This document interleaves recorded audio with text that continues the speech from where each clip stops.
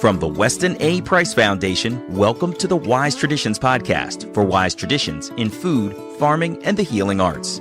We are your source for scientific knowledge and traditional wisdom to help you achieve optimal health.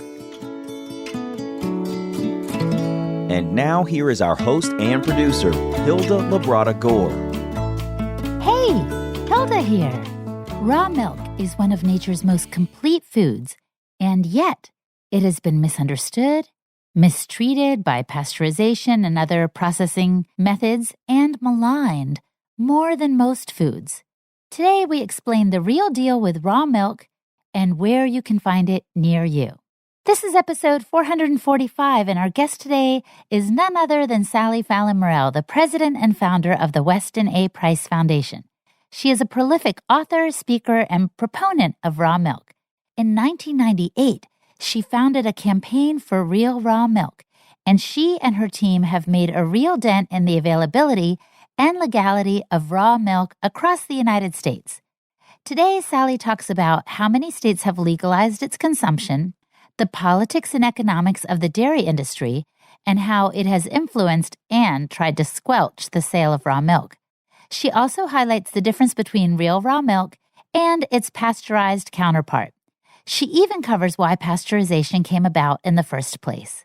And finally, Sally allays concerns about raw milk's safety, and she reminds us that even breast milk is raw. Before we get rolling, find real raw milk near you in the United States simply by going to realmilk.com. And I want to let you know about a new offering from Dr. Tom Cowan. He and his team have developed a learning center for inquisitive individuals who seek true healing methodologies. It's for all healthcare practitioners and any who wish to transform lives by helping people take ownership of their health journeys. It is the new biology curriculum brought to you by lecturer, author, and renowned doctor, Dr. Tom Cowan. And it's dedicated to offering premium online learning opportunities to critical thinkers while adhering to proper scientific methods. Go now to drtomcowan.com and click on Curriculum for more information about the offerings and to sign up for this powerful new educational model and community. That's drtomcowan.com and click on Curriculum. This is Hilda Labrada Gore, and you're listening to Wise Traditions. Welcome to Wise Traditions, Sally. Thank you, Hilda. I'm happy to be here as always. So, raw milk is on the rise. Oh, it sure is. It sure is. Our big news is that we got raw milk legalized in Iowa. It was one of the holdout states. And we had a wonderful farmer, Esther Arkweld, there.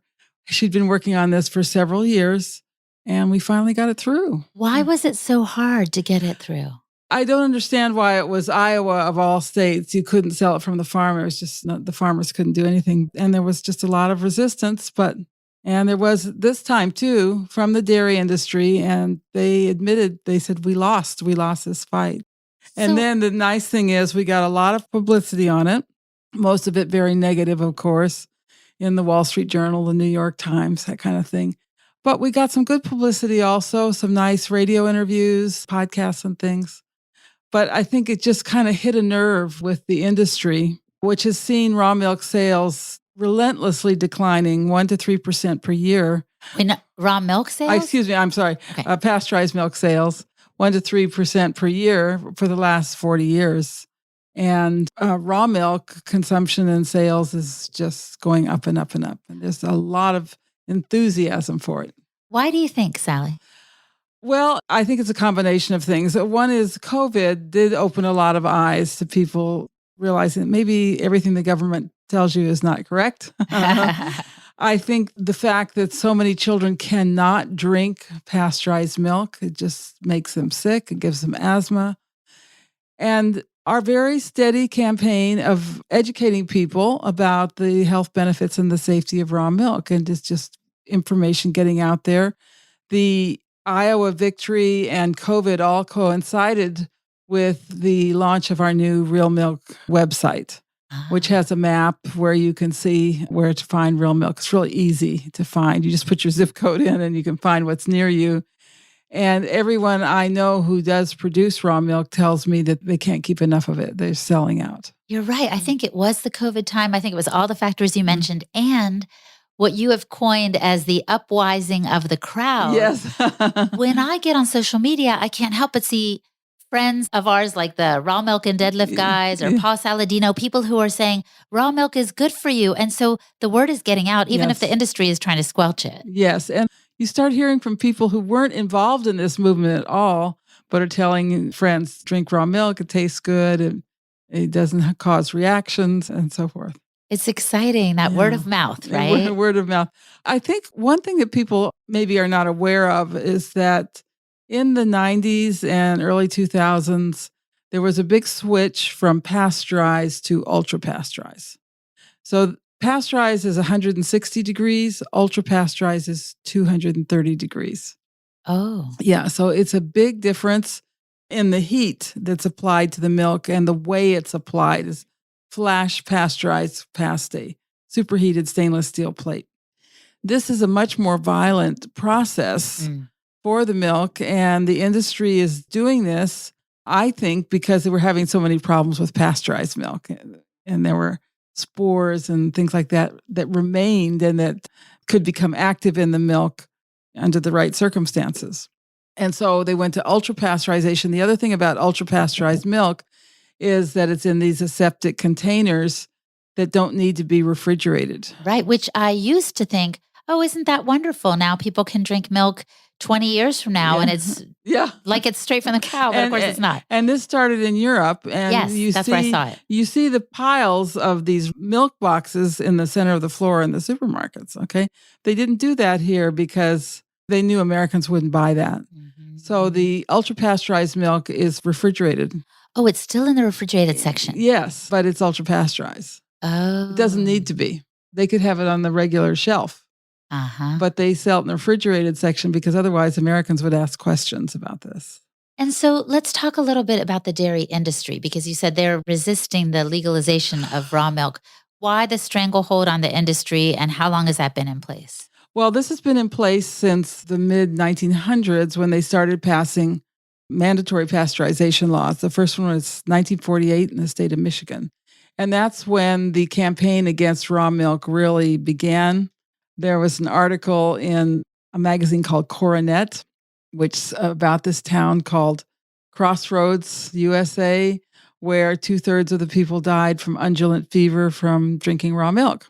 And that story was repeated the next year in the Reader's Digest. One little problem, the town of Crossroads didn't exist, and this outbreak never happened. But there was this huge lie to get people to avoid raw milk, which was still drunk. I mean, and I got raw milk as a baby because it's just what was out there. And so this huge lie started the campaign against raw milk, and these lies have continued ever since. And the bottom line for the industry, obviously, is the dollar. Yes, it's a consolidation of the industry. I really compare the milk industry to a Marxist system because the dairy farmers they cannot set their price. They cannot choose their customers. The industry does that for them. And their prices are a joke, except that they're so tragic. The farmer gets $1.30 a gallon for his milk. That's the same price he got in World War II. Oh, my goodness. And this is why they go out of business. The farmer selling raw milk gets anywhere from $5 to $25 a gallon. And he can go out and find customers and market and do all these things of free enterprise. But the conventional dairy farmer is trapped in a system that can only be described as a Marxist system. And the prosperous dairy farm was the centerpiece of American rural life. All these little towns all across the Midwest, the basis of wealth was the dairy farm. And they've all gone out of business. All these farms had a furniture store, several grocery stores. They had restaurants. They had a high school with a marching band and drill team with uniforms, and that's all gone now. And it's because these farms have gone out of business. Right. We used to have several million dairy farms in America, and now it's like about 30,000. I was going to ask you if there's still, we're losing dairy farms every year. In Maryland, we had 6,500 dairy farms in 1970, and now we have about 200. Oh. Yeah. In fact, what's interesting is our farm got the first pet milk permit in Maryland. And now there are about 6 farms in Maryland doing exactly what we're doing, selling raw pet milk, and about the same price, $14 a gallon. And the day will come when there's more farms selling raw milk than pasteurized milk. That's so exciting. Mhm. So talk to us about where we are in terms of the legality across the United States. You said Iowa recently legalized raw milk. Yeah. What states are the outholders that haven't given in yet? So when we set up realmilk.com, and it's a wonderful example of what a website can do. And this was a very early website. We just said, we're going to help people find raw milk. Yeah. And because in many states, it was illegal to advertise raw milk. Talk about restraint of trade. Anyway, when we started, there were 27 states that allowed farmers to distribute raw milk in one fashion or another, either direct sales, retail sales, pet milk, or herd shares. Okay. There were 27. Now we're up to 46. So we only have 4 states remaining. They are Rhode Island, Louisiana, Hawaii, and Nevada. Oh. And Nevada should be easy. It's just a regulation that they have to put a black dye in the pet milk. So if we could we wouldn't even need legislation for this if we could just get them to lift that. Yeah. Anyway, when those 4 states come around, we're going to have a big party, Hilda. We are. Yes, to celebrate raw milk in every state. Now, there's some states that we're looking at that really need some upgrading. The main one is New York, where lots of raw milk farmers, they can only sell from the farm. They can't deliver, they can't do farmers markets, and that's one that really needs to be changed.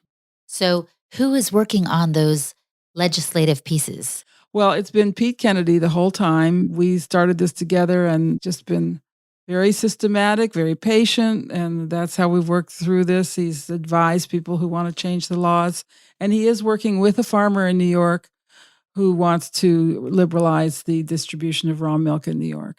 Wonderful.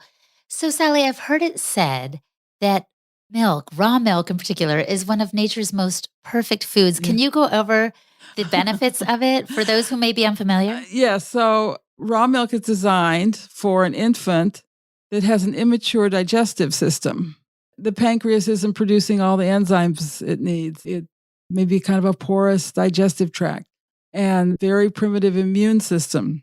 And what raw milk does, first of all, every single vitamin and mineral in raw milk has a special enzyme that ensure 100% assimilation of the iron, of the phosphorus, of the vitamin A, whatever it is, because the infant can't do this.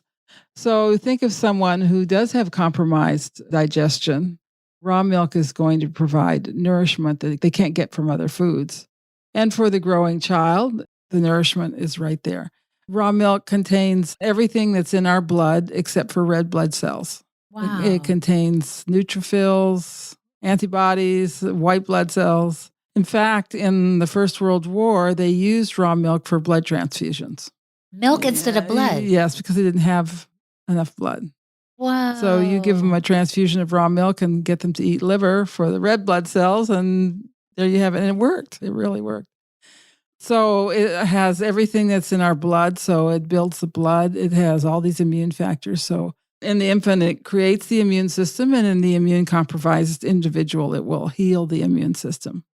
It also has factors that heal the gut wall, that support the growth of beneficial bacteria, that put a good biome into the gut. And all of these things we are discovering are so important. Modern science is kind of catching up with what God gave us in the milk. Now, what's very interesting to me, this system is really perfect for nourishment, but it's also the most fragile food in nature. It's the most complete, but the most fragile food in nature. Most foods are actually more digestible, provide us better nourishment when they're cooked. Mm-hmm. But raw milk is different. When you heat those fragile proteins, they become warped and distorted and allergenic. Now, very interesting. And this is a new study, 2019. It was done in China. They looked at 4 ways of processing milk. raw milk, boiling, which to imitate pasteurization, a freeze drying, regular spray drying, and microwaving. All 4 methods, including freeze drying, caused very undesirable changes in the milk proteins. They were giving these proteins to rats, and they developed problems with the spleen. I think it was the pancreas, the brain, and they were not as smart. They didn't have as good memory and all kinds of things. So this pasteurized milk, and especially ultra-pasteurized milk, it makes our kids stupid. So we need to treat this wonderful food with care and consume it as naturally as possible. With respect. In fact, the conclusion of these researchers was we need to find better ways of preserving milk, because none of the ways that we're using now are good. Did they think about fermentation? Yeah, well, there you go. But the thing is, we have the science today. We have the technology to get raw milk, fresh, clean, raw milk, anywhere in the world we want to. We have the technology to get this milk to every growing child in the United States. And instead, we're still trying to justify what I consider a Rust Belt technology, just hammering the milk, heating the milk, treating it as an industrial product instead of nature's perfect food. Coming up, Sally dispels the myth that adults should not drink milk. And she cites how some of the healthiest people around the world that Dr. Price studied have thrived on it. You're listening to the Wise Traditions podcast from the Weston A. Price Foundation. We pause now to recognize our sponsors. The Nutrition Therapy Institute, or NTI. NTI is a school where students learn to nourish themselves first, while gaining the knowledge and skills to help guide others on their journey to optimal wellness. NTI's Nutrition Therapist Master Certification Program is a group of 13 courses with a comprehensive science-based curriculum that doesn't pander to conventional mainstream dogmas. Nutrient-dense animal foods, liver, and fermented foods appear often on the recommended food lists. You can join NTI's in-person classes on-site just outside of Denver, Colorado, or you can take the entire program online. You can work with a group or follow the coursework at your own pace, whatever suits you best. NTI's flexible scheduling allows you to complete the program in 1 to 3 years. And the owner-director of NTI is a longtime former Weston A. Price Foundation chapter leader, and she wants to help you, as part of the Weston A. Price community, achieve your goal of getting reliable, nonconformist nutrition training. So as a listener of this podcast, you can get half off of your first nutrition program by going to ntischool.com/wisetraditions. Take advantage of this exclusive offer and learn more about the school at ntischool.com/wisetraditions and get started today. And Optimal Carnivore. Organ meats are some of the most nutrient-dense foods on the planet. And the founders of Optimal Carnivore have understood this, but they know that some find it difficult to source a variety of high-quality organ meat, and they struggle to prepare them well or try to make them tasty. So, Optimal Carnivore has started sourcing 100% grass-fed organ meats from New Zealand. They freeze-dry the organs and encapsulate them into convenient bovine gelatin capsules. And they chose New Zealand because it is a pure source, a pristine land with rich soil, lush greenery, and one of the cleanest environments on Earth. And since they know our ancestors would have eaten the whole animal, Optimal Carnivore has created a unique blend of 9 different organs, a powerful combination in their grass-fed organ complex of beef liver, brain, thymus, heart, kidney, spleen, pancreas, lung, and gallbladder.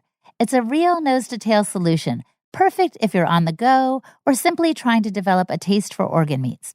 And remember that Optimal Carnivore plants 1 tree for every product sold.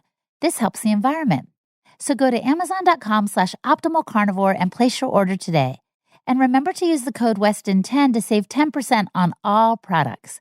Again, that's amazon.com/optimalcarnivore and the code WESTON10. This is Hilda Labrada Gore, and you're listening to Wise Traditions. I'm processing what you were saying earlier, Sally, about how it's a perfect food, especially for the young babies and the children. Some people use that as an argument for the fact that maybe adults shouldn't partake of it. What do you say to them? Well, of course, there's this argument that says that no animal drinks milk in adulthood, which of course is not true. You give raw milk to cats, dogs, donkeys, any kind of pet, chickens, and they will drink it. They recognize it as a food. So I just don't think this holds any water. The healthiest populations that Dr. Price studied were the herd owning tribes in Africa. And throughout the world, raw milk has nourished people with reindeers, camels, cows, goats, sheep, water buffalo. So we've had populations all over the earth for thousands of years thriving on raw milk. So true. And I am a witness. I don't think I told you this yet, but when I was with the Mercy tribe in Ethiopia this past summer, I got to talk to a chief. And I said to him, what do you eat to stay strong? And the first thing he said was milk. Yes. And I know he wasn't talking about pasteurized or ultra-pasteurized. No, they got right from the cow. And you know what's interesting? The one thing that milk lacks is iron. It's very rich in zinc. And it seems like the infant needs zinc first. And then we recommend about 6 months that the baby is weaned or begins eating solid foods that are rich in iron, such as egg yolks and liver. But the Maasai and those tribes in Africa, they mix the milk with blood. That's right. Yeah, so they're getting the iron with the milk. And the Mercy tribe did the same. They would mix the milk and blood. Isn't that interesting? Yes, yeah. Instinctively knowing what the body needed. Exactly.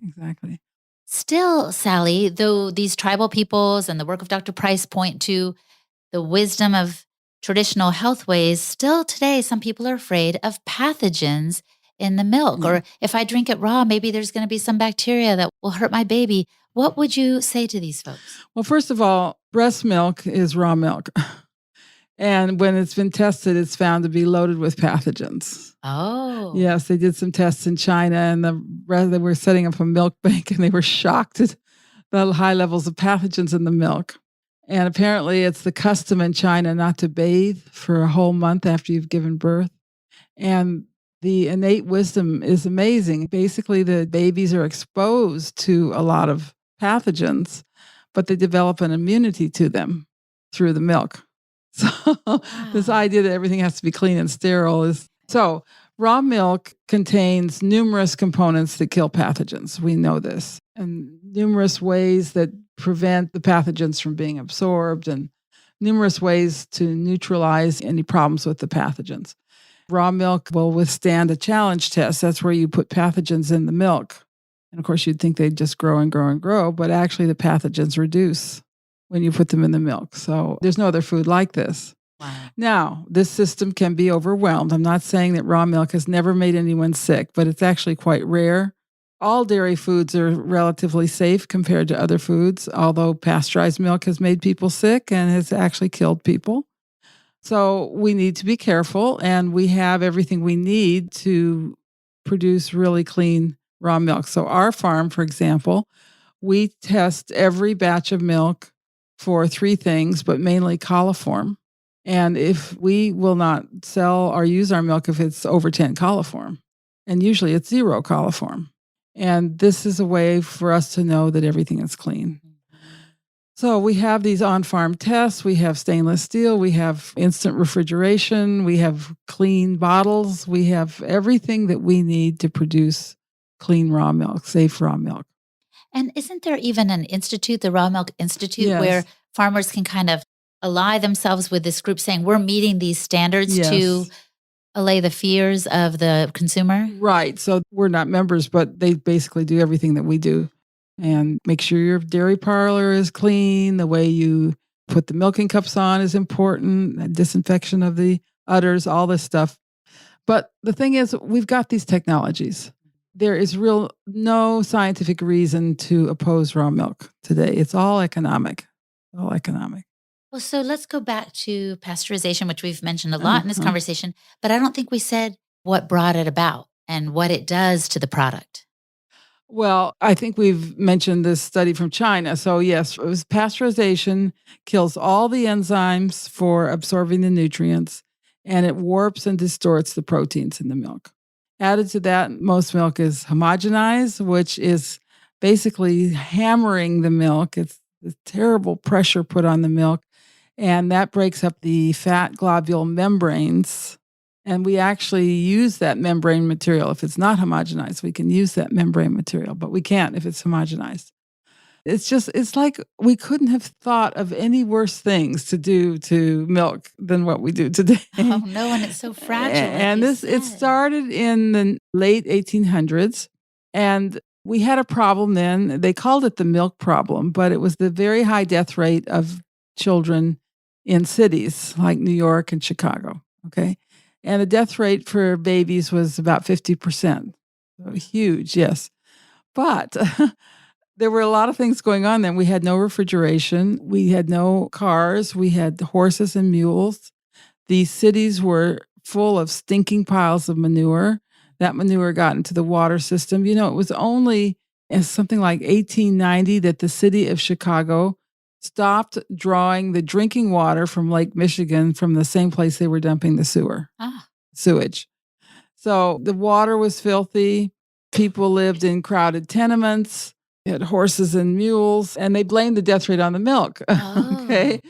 Well, it could have been partially from the milk. The milk was coming from what they called swill dairies, which were inner city confinement dairies where the cows ate the swill from the whiskey production. Okay. So they proposed pasteurization as the solution to this, but actually the death rate had fallen dramatically long before they started to pasteurize. It's quite interesting. The city of New York passed a mandatory pasteurization law in 1913. Mhm. And we have the minutes of the meeting where they did this. And everybody at the meeting, and they were all men, by the way, they all said, yes, we know that raw milk is superior nutritionally, but we don't have the manpower. We can't afford to inspect all these little dairies. Whereas if it were coming to the pasteurizing plant, we could just inspect the milk at the plant. We wouldn't have to go out to all the dairies. So this is bureaucratic laziness, basically, is why they passed mandatory pasteurization. And when I was working 20 years ago, we were trying to work with the Department of Health in Maryland. And my inspector, a very nice lady, I liked her very much. I said, we really need to get raw milk in Maryland. She said, Sally, we just can't afford to inspect all these little dairies. The same reason. Same reason. Yes. Wow. Yeah. So finally, we got nowhere. We went the other route and we got the pet milk permit. And they were very surprised. That's a good workaround. Yeah. So in some of the states in which raw milk is legal right now, it still has some parameters around it. Like Yes. Anywhere where you have raw milk for human consumption, it's very strict. Very strict. By the way, I think we're now up to 14 or 15 states where it can be sold in stores for human consumption. So that's progress also. Now, you have to ask yourself, why is raw milk safe in California where it's sold in the stores, but not safe in Louisiana? Yeah. It just doesn't make sense. Yeah. No. Yeah. There's no answer to that question. There's no answer to that question. Yeah. Oh, my. Well, so we talked earlier about the politics and economics of the dairy industry. Can we talk a little bit about the politics and economics of the raw milk industry? Well, yes. With raw milk, the farmer has a chance to make a decent living. It's not guaranteed. Farming is very difficult, but I think the ideal farm is a family-run farm of about 200 acres and 100 cows. I think that's the ideal size for your infrastructure, for your pastures, and for making a decent living. Now, the raw milk dairy in California, they're milking 1,200 cows. They have 30 Mercedes delivery vans that go all over California. And their income last year was $22 million. They are the most profitable dairy in America. And the owner, Mark McAfee, told me the only dairies in California making money are the raw milk dairies. Interesting. Again, I don't want to say it's a guarantee. Farming is a hard business, but I think the ideal size of about 200 acres, 100 cows, and a family doing it so you have several workers. Yes. And as you said, it's state by state, because I have friends who live in Maryland who hop in their car every weekend, go to Pennsylvania to some unmarked road go to Amish houses, literally knocking almost door to door to see who has milk because they run out fast. Yeah. But so it's the opposite of the scenario you were describing. And yet, like you said, those farmers have a chance because they're selling directly to the consumer. And they can set their price. Absolutely.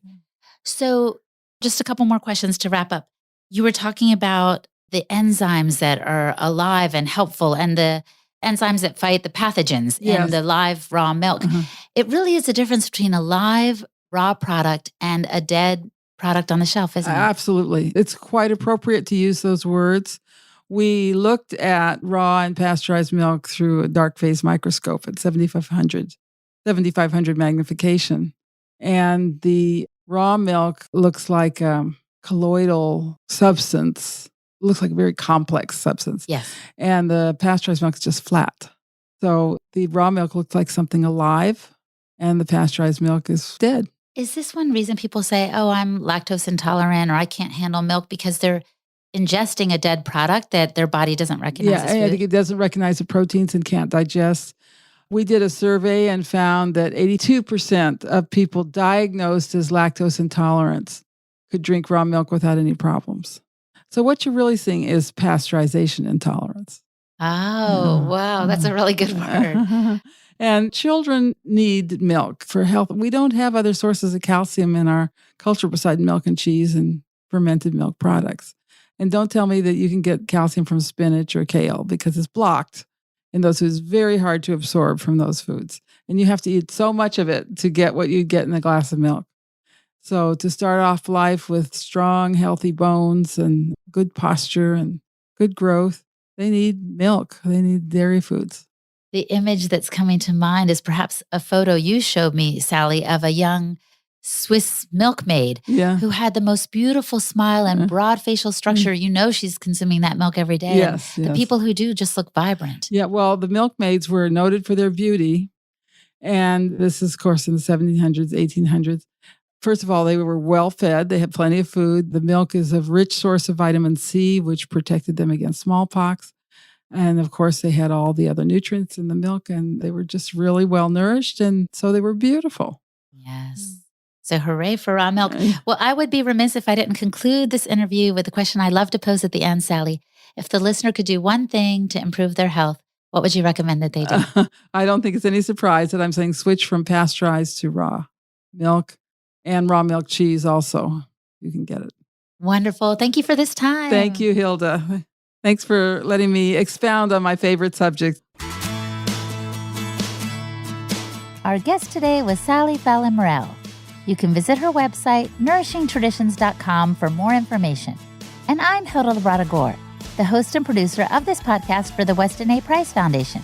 You can find me at holistichilda.com.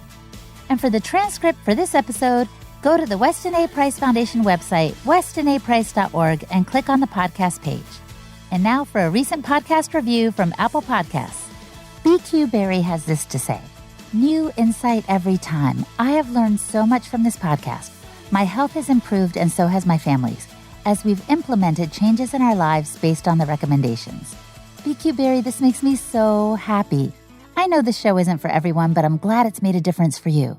If you too are enjoying the show, please give us a shout out on Apple Podcasts. Rate us with as many stars as you'd like and tell the world why the show is worth listening to. I was on there recently and saw that there were a bunch of negative reviews. So help us balance those out so that people will keep listening and so that their health can improve. And thank you for listening. Stay well, my friend, and remember to keep your feet on the ground and your face to the sun. On behalf of the Weston A. Price Foundation, thanks for listening. We have many free resources to support you on your health journey. Visit westonaprice.org to find podcasts, articles, videos, and more. You can also find a local chapter near you for help in finding sources of great food. We invite you to support the Foundation's mission of education, research, and activism by becoming a member. Thanks again, and take care. Wise Traditions is a project of the Weston A. Price Foundation for wise traditions in food, farming, and the healing arts. The content on this podcast is provided for informational purposes only and is not intended to substitute for the advice provided by your doctor or other healthcare professional. It is not intended to be, nor does it constitute healthcare or medical advice.